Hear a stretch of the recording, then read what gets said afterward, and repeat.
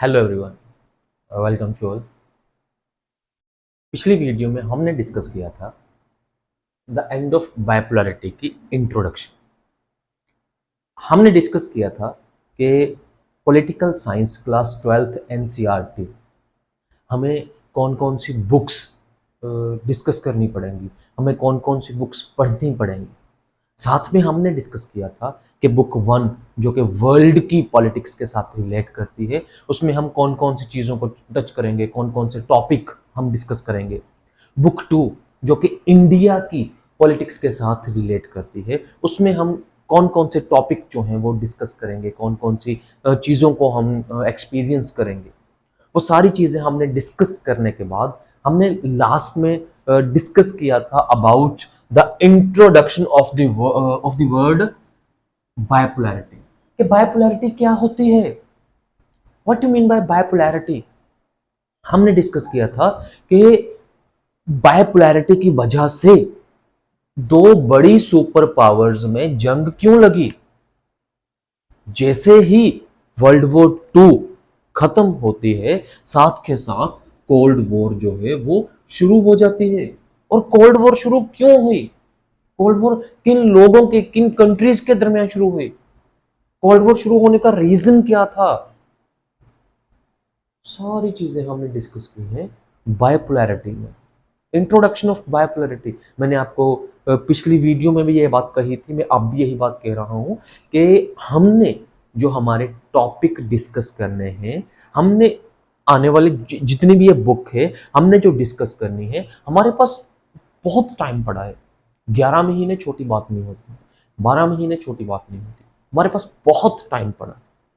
हम हर टॉपिक को, हर लाइन को, हर वर्ड को बहुत अच्छे से ये मान के चलिए कि एक एक वर्ड के ऊपर हम जोर डालेंगे ताकि सारे का सारा टॉपिक अच्छे से हमारा कवर हो और कम से कम हम 80 में से 75 प्लस नंबर स्कोर करें। इसीलिए मैंने आपको कल कहा था कि मैं इस वर्ड बाइपोलैरिटी के ऊपर या इस कंप्लीट चैप्टर का नाम जो टाइटल है हमारा द एंड ऑफ बाइपोलैरिटी, इसी के ऊपर मैं कम से कम 7 से 8 मिनट लेने वाला हूं। और आपको जानकर हैरानी होगी, अगर आप पिछली वीडियो देखी होगी, नहीं देखी तो अभी जाकर देखिए। 9 मिनट में हमने सिर्फ इस टाइटल को कवर किया, सिर्फ इसकी डिस्कशन की है, ताकि बहुत अच्छे से हमें यह समझ में आ जाए। चलो हम हमारा आज का जो टॉपिक है उसकी शुरुआत करते हैं। वो है what was the Soviet system. What was the Soviet system. Soviet system क्या है, क्या है ये सोवियत सिस्टम। तो इसके अंदर जितनी भी इंट्रोडक्शन है, जितनी भी चीज़ें हैं, जितनी भी बातें हैं, वो हम सारी की सारी डिस्कस करेंगे। फिलहाल हमें चलना पड़ेगा हमारी बुक की फर्स्ट लाइन की तरफ, हमारे इस चैप्टर की, हमारे इस टॉपिक की फर्स्ट लाइन की तरफ। फर्स्ट लाइन क्या कहती है, the union of Soviet socialist Republic, the union of Soviet socialist Republic, in short form USSR. अब अभी तक तो मैं बात कर रहा था सोवियत सिस्टम की, अब ये नई चीज यूएसएसआर कहां से इंट्रोड्यूस हो गया, कहां से आ गया, है ना। तो बस अब बहुत ही सिंपल नजरिए से आप सिर्फ इतना याद रखिए कि आपको अगर यूएसएसआर लिखा हुआ आ रहा है या आपको सोवियत सिस्टम लिखा हुआ आ रहा है, ये एक ही बात है। ठीक है, इसको ना मैं और भी ज्यादा सिंप्लीफाई करता हूं। कैसे, हमने कल डिस्कस किया था या अभी भी मैंने आपको जस्ट एक वर्ड यूज किया कि दो कंट्रीज के दरमियान कोल्ड वॉर शुरू हुई, उसमें से एक थी यूएसए और दूसरी थी यूएसएसआर। अब ये कंट्री नहीं थी, ये कंट्री नहीं थी। यूएसएसआर क्या था, वैसे तो हम हमारे इस टॉपिक के सेकंड पैराग्राफ में पढ़ेंगे, लेकिन मैं आपको अभी बता देता हूं ताकि आपको सारी पिक्चर, सारा सिनेरियो पहले से ही कवर हो, पहले से ही ध्यान में हो, है ना। यूएसएसआर क्या था? असल में यूएसएसआर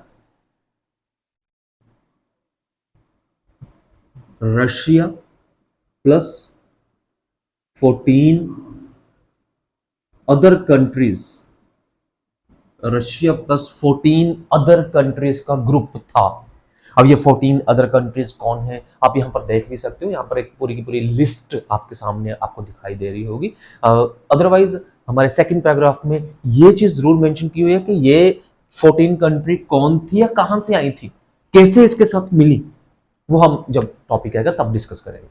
फिलहाल बात क्या थी, इन दोनों में, यूएसए में और यूएसएसआर में, इन दोनों में एक जंग छिड़ी हुई थी। उस जंग का नाम था कोल्ड वॉर। इन दोनों में एक जंग छिड़ी हुई थी, उस जंग का नाम था कोल्ड वॉर।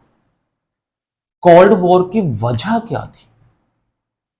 कोल्ड वॉर की वजह थी इनकी आइडियोलॉजी, मतलब कि कोल्ड वॉर का रीजन क्या था? मेन जो रीजन था वो था आइडियोलॉजी। किस आइडिया पर ये काम कर रहे हैं? यूएसए किस आइडिया पर काम कर रहा है? यूएसएसआर किस आइडिया पर काम कर रहा है? इनकी आइडियोलॉजी ही इनकी जंग का, इनकी वॉर का कारण बनी। अब आइडियोलॉजी क्या थी? यूएसए प्रमोट कह लो या फिर फॉलो कह लो, मतलब कि यूएसए की आइडियोलॉजी थी कैपिटलिस्ट, ठीक है। यूएसएसआर की जो आइडियोलॉजी थी वो थी सोशलिज्म। यूएसएसआर कह रहा था कि सोशलिज्म अच्छा है, हम अकॉर्डिंग टू सोशलिज्म चलेंगे। ये दोनों ही एक इकोनॉमिक आइडियोलॉजीज हैं, क्या है हम डिस्कस कर लेंगे। दोनों ये इकोनॉमिक आइडियोलॉजीज हैं, ठीक है। यूएसए कह रहा था कि कैपिटलिज्म अच्छा है, कैपिटलिस्ट कंट्रीज अच्छी हैं, कैपिटलिस्ट सिस्टम अच्छा है, कैपिटलिस्ट इकोनॉमी अच्छी है। लेकिन यूएसएसआर क्या कह रहा था कि सोशलिज्म अच्छा है, सोशलिस्ट लोग अच्छे हैं, सोशलिस्ट सिस्टम अच्छा है। तो ये सोशलिज्म को प्रमोट कर रहे थे और ये कैपिटलिज्म को प्रमोट कर रहे थे। अब पूरे का पूरा वर्ल्ड, कुछ कंट्रीज ऐसी थी जिनको लग रहा था कि सोशलिज्म अच्छा है, उन्होंने यूएसएसआर को फॉलो करना शुरू कर दिया। कुछ कंट्रीज ऐसी थी जिनको लग रहा था कि नहीं जी कैपिटलिज्म अच्छा है, तो उन्होंने यूएसए को फॉलो करना शुरू कर दिया। तो इस तरह से पूरे की पूरी दुनिया, इस तरह से पूरी की पूरी दुनिया, पूरे का पूरा वर्ल्ड दो हिस्सों में डिवाइड हो गया। पूरे का पूरा वर्ल्ड दो हिस्सों में डिवाइड हो गया। अब वो दो हिस्से कौन से हैं? एक जो होंगे यूएसए को फॉलो करने वाले और दूसरे जो होंगे यूएसएसआर को फॉलो करने वाले। जो यूएसए को फॉलो कर रहे थे उनको हमने काउंट किया या उनको हमने कहा फर्स्ट वर्ल्ड, ठीक है। और जो यूएसएसआर को फॉलो कर रही थी कंट्रीज, उन सारी कंट्रीज को मिलाकर हमने कहा सेकंड वर्ल्ड। अब आपसे मेरा एक क्वेश्चन है, जाइए सर्च कीजिए, बुक देखिए, अपने टीचर से पूछिए, लेकिन मुझे आंसर करिए कि क्या कोई थर्ड वर्ल्ड, क्या कोई थर्ड वर्ल्ड एग्जिस्ट करता था? क्या कोई थर्ड वर्ल्ड भी है? फर्स्ट वर्ल्ड यूएसए वाला हो गया, सेकंड वर्ल्ड यूएसएसआर वाला हो गया। मैंने आपको कहा कि कुछ कंट्रीज ऐसी थी जिन्होंने यूएसए को फॉलो किया, कुछ कंट्रीज ऐसी थी जिन्होंने यूएसएसआर को फॉलो किया। क्या कोई ऐसी कंट्रीज भी थी जिन्होंने इन दोनों को फॉलो नहीं किया? अगर थी तो उनको क्या हम थर्ड वर्ल्ड कहेंगे? अगर हम उनको थर्ड वर्ल्ड कह रहे हैं तो उसमें कौन सी कंट्रीज होंगी? उस ग्रुप का नाम क्या होगा? क्या होंगे वो? लाइक ये होगी यूएसए हो गया या यूएसएसआर हो गया, तो वो कौन होंगे? ये क्वेश्चन आपके लिए है, सर्च कीजिए और मुझे बताइए, ठीक है। अब हम चलते हैं हमारे टॉपिक पर। मैं उम्मीद कर रहा हूं कि आपको ये सारा सिस्टम समझ में आ गया होगा। अब क्या होगा? अब पहले आज से 3 साल, 4 साल, 5 साल पहले आपके सिलेबस में दोनों चीजें थी। हमने यूएसए के बारे में भी बढ़ा चढ़ाकर पढ़ना था कि यूएसए क्या था, मतलब कोल्ड वॉर है ना। कोल्ड वॉर के बारे में, इस चीज के बारे में पहले लिखा है मैंने यहाँ पर, कोल्ड वॉर के बारे में हमने बहुत डिटेल में पढ़ना होता था। लेकिन आपकी खुशकिस्मती लगा लो, आपकी खुशकिस्मती ये है कि आपका सिलेबस कट कर दिया। अब ये कोल्ड वॉर वाले टॉपिक, ये सारी चीजें आपके सिलेबस में नहीं है। अब आपके सिलेबस में सिर्फ और सिर्फ ये है द एंड ऑफ बाइपोलैरिटी। मतलब जो ये USSR, Russia plus 14 other countries का जो ये ग्रुप है, ये group USSR, Russia plus other 14 countries, ये क्या है, कैसे टूटा, कैसे डिसइंटीग्रेट हुआ, किसने डिसइंटीग्रेट किया, डिसइंटीग्रेशन के बाद रिजल्ट क्या निकले, वो सारी चीजें हमने डिस्कस करनी है। कहने का मतलब ये है कि ये चीजें हमने डिस्कस नहीं करनी है। ठीक है, तो हम शुरू करते हैं हमारा topic. What was the Soviet system, what was USSR.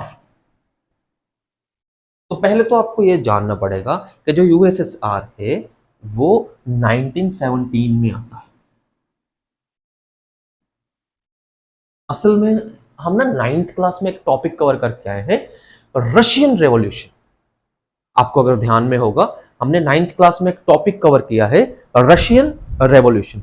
और उस रशियन रेवोल्यूशन में हमने क्या देखा था, हमने देखा था कि 1917 में वहां पर एक पार्टी बनती है, वहां पर एक ग्रुप की ऑर्गेनाइजेशन होती है जो वहां के लोगों की आवाज उठाती है या वहां के लोगों की आजादी की बात करती है। स्पेशली लेबर क्लास होती है वो, स्पेशली ऐसा मान लो कि जिनके ऊपर ना बहुत सारी चीजें थोपी जाती हैं, वो वाली क्लास होती है। वो मिलकर उन्होंने स्ट्रगल किया था। तो 1917 में एक पार्टी बनती है जिसका नाम रखा जाता है यूएसएसआर, सोवियत सिस्टम। अब ये है क्या, हम आगे चलकर देखते हैं। The revolution was inspired by the ideas of socialism. Guys, socialism होता है जहां पर each and everything in the control of government, जहां पर हर एक चीज in the control of government, जहां पर हर एक चीज को सरकार चला रही है। ठीक है, तो the revolution was inspired by the ideas of socialism. मतलब कि जो ये रेवोल्यूशन हुआ था 17 में, ये रेवोल्यूशन हुआ था, ये किस चीज को प्रमोट कर रहा था, ये सोशलिज्म को प्रमोट कर रहा था। और ये किस चीज को नकार रहा था, किस चीज को अपोज कर रहा था, कैपिटलिज्म। कैपिटलिज्म को ये अपोज कर रहा था, नकार रहा था कि हमें कैपिटलिज्म नहीं चाहिए।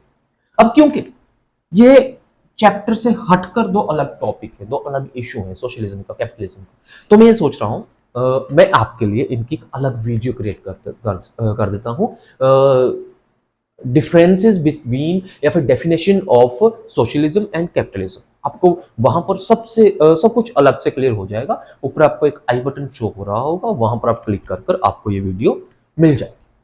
ठीक है, सोशलिज्म एंड कैपिटलिज्म। अब हम चलते हैं आगे।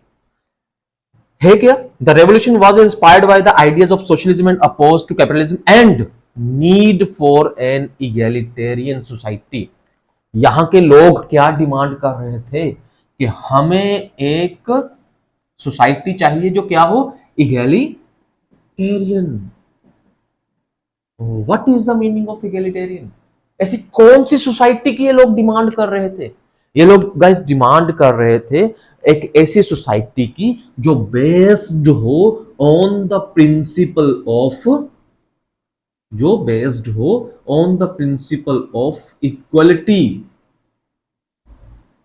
Based on the principle of equality. मतलब ये लोग किस चीज के खिलाफ थे? अब मैं बार बार एक वर्ड यूज कर रहा हूं, कैपिटलिज्म कैपिटलिज्म कैपिटलिज्म। असल में गाइस कैपिटलिज्म जो है वो है प्राइवेट सिस्टम। प्राइवेट सिस्टम के लोग खिलाफ थे। ये कहते थे कि सारा कुछ सरकारी होना चाहिए, सरकार के कंट्रोल में होना चाहिए, वो सारी चीजें डन। तो ये लोग डिमांड कर रहे थे कि एक इगैलिटेरियन सोसाइटी होनी चाहिए। हम आगे डिस्कस करते हैं। The need for an egalitarian society. This was perhaps the biggest attempt in the human history to abolish the institution of private property. मतलब कि ये माना जा रहा है कि इन्होंने जो ये रेवोल्यूशन किया था, ये अब तक की हिस्ट्री का सबसे बड़ा रेवोल्यूशन माना जाता है जो प्राइवेट सिस्टम के खिलाफ था। डन, आगे। In doing so, the makers of the Soviet system give primacy to the state and institution of the. अब यहां से आपको सिस्टम समझ में आएगा, यहां से हम क्या डिस्कस करेंगे, मतलब कि अब क्या हो रहा है, जो ये सोवियत सिस्टम है इसमें क्या है, इसमें यह है कि हर एक चीज की पावर जो है in the control of state, in the control of state, या फिर in the control of their party, in the control of their party. अब इनकी पार्टी का नाम क्या है, कम्युनिस्ट पार्टी। अब यहां पर आपको तीन चार चीजें इकट्ठी होगी, पहली सोवियत सिस्टम, दूसरा यूएसएसआर, तीसरा कम्युनिस्ट पार्टी, है ना, तीन चार चीजें आपको इकट्ठी होगी। अब हम इनको सिंप्लीफाई करते हैं, ध्यान से समझिएगा। यूएसएसआर या फिर सोवियत सिस्टम एक ही चीज है, बस ये सोशलिज्म को प्रमोट कर रहे हैं। और सोशलिज्म क्या है, मैंने अलग से आपको एक वीडियो प्रोवाइड की हुई है, अब वहां पर जाकर देख सकते हैं। उसके बाद ये इस चीज को बोल रहे हैं, ये बात बोल रहे हैं सोशलिज्म वाले या यूएसएसआर वाले या सोवियत सिस्टम वाले, ये चीज बोल रहे हैं कि हमारे यहां पर वन पार्टी सिस्टम होगा, अगर डेमोक्रेसी भी होगी तो वन पार्टी सिस्टम होगा। तो वो पार्टी उनकी कौन सी होगी, कम्युनिस्ट पार्टी। अब अगर आपको सोशलिज्म की जगह या सोवियत सिस्टम की जगह कम्युनिस्ट भी लिखा आ गया तो घबराना नहीं है, समझ में आया, घबराना नहीं है, कंफ्यूज नहीं होना है, कम्युनिस्ट भी हो सकता है। तो अगर मैं आपको सिंपली एक क्वेश्चन पुट करूं कि यूएसएसआर या फिर सोवियत सिस्टम की पार्टी का नाम क्या था, तो उनकी पार्टी का नाम था कम्युनिस्ट पार्टी। ठीक है, अब हम चलते हैं आगे। जैसे ही कह रहे हैं कि सेकेंड वर्ल्ड वॉर खत्म हुई तो यूरोपियन कंट्रीज जो हैं उनके ऊपर ना एक फैसिस्ट मूवमेंट चल रही थी, वहां पर मतलब फैसिस्ट मूवमेंट चल रही थी, मतलब कि वहां का जो सिस्टम था ईस्ट यूरोपियन कंट्रीज का, east European country.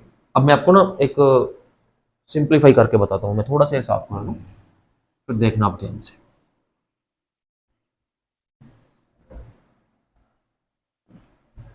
For example ये आपका कंप्लीट यूरोप है, ठीक है। अब इस साइड को हम वेस्ट बोलते हैं और इस साइड को हम बोलते हैं ईस्ट। तो इन ईस्ट कंट्रीज में एक चीज शामिल है, वो है रशिया, ठीक है।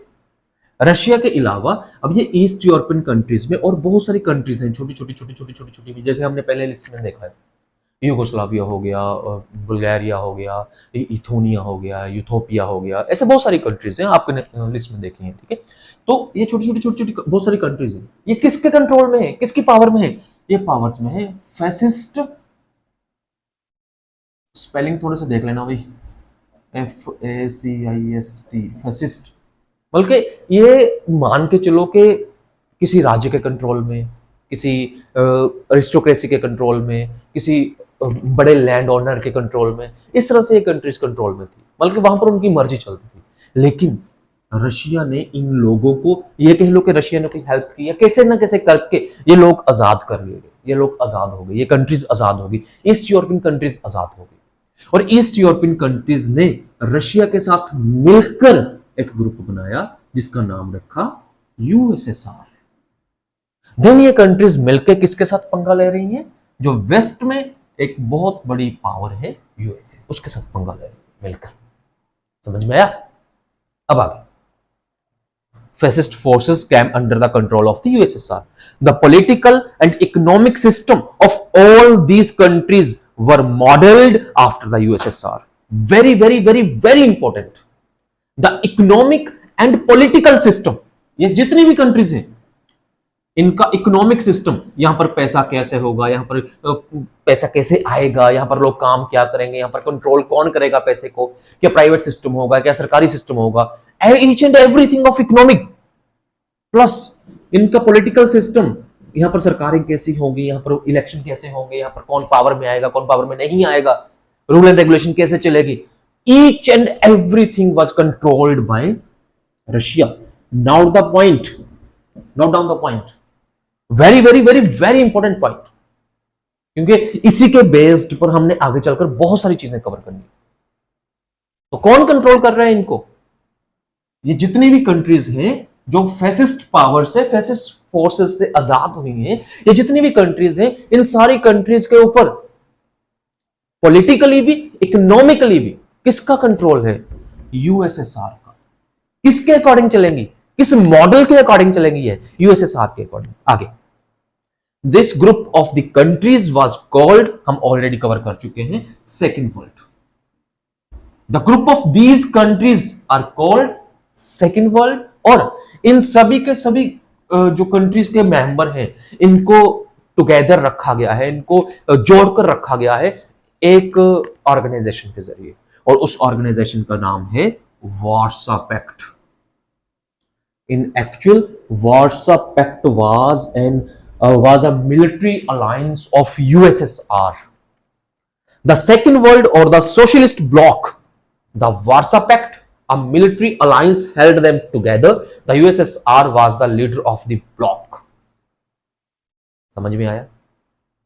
यहां तक हमारा जो टॉपिक है कि इसको हमने क्या कहा? सेकेंड वर्ल्ड, या फिर इसका एक और नाम भी है, हम ऑलरेडी डिस्कस कर चुके हैं, सोशलिस्ट ब्लॉक। और इन सभी को एक इनकी मिलिट्री का नाम है वार्सा पैक्ट। मतलब इन सभी में एक कॉमन चीज है, इनकी मिलिट्री, सारे मिलकर अटैक करते हैं, सारे मिलकर मतलब अपनी मूवमेंट चलाते हैं। उसको क्या नाम दिए इन्होंने? Warsaw Pact. इसके बदले में यूएसए ने क्या चीज की थी? वैसे हमारे ये चीज हमारे टॉपिक में, हमारे सिलेबस में नहीं है, फिर भी समझने के लिए, नाटो। यूएसए का जो मिलिट्री ऑर्गेनाइजेशन या मिलिट्री ग्रुप था, उसका नाम था नाटो।